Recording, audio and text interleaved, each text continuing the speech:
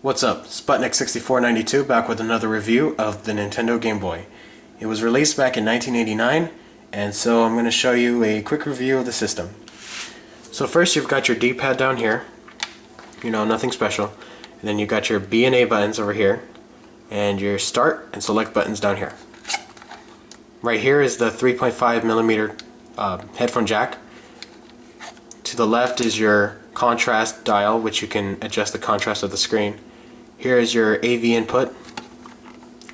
Over here is your volume rocker and your external link port. Now this is pretty thick when compared to the Game Boy Pocket, which was released in 1996. And as you can see, there's a considerable difference between the two systems in terms of thickness. It's very thick, the original Game Boy. And besides, the screen of the Game Boy Pocket is a real monochromatic screen, whereas the one on the 1989 Game Boy is a green LCD that is kind of horrible to look at.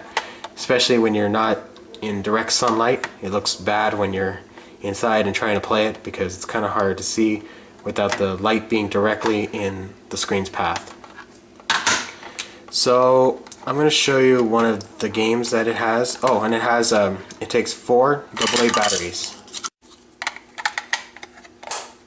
So one of the games I have for it is called Quarth.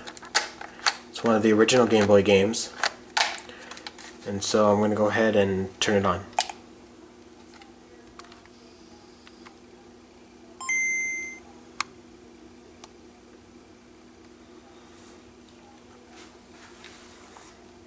It's pretty comfortable to hold in your hands, but it is kind of hard to see in this room of light since everything's reflecting.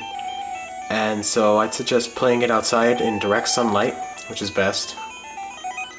And one of these things that happens to these old Game Boys is that pixels die. And as you can see, there's a bar of pixels that had died completely. Oh, let me just adjust it. So I'm just going to pick a random level.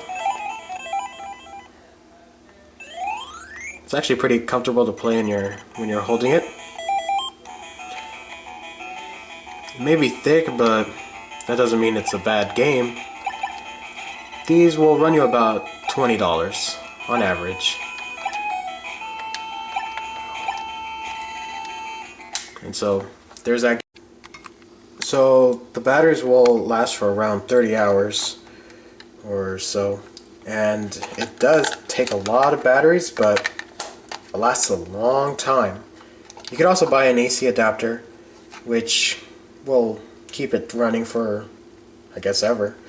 And if you're gonna start collecting these Game Boys, I'd suggest getting the first one in the series, because this is the best Game Boy ever. It may not have the best screen, but it's definitely the most retro. You always see it out there in pictures and stuff. So if you can get your hands on one of these systems, I'd suggest getting it.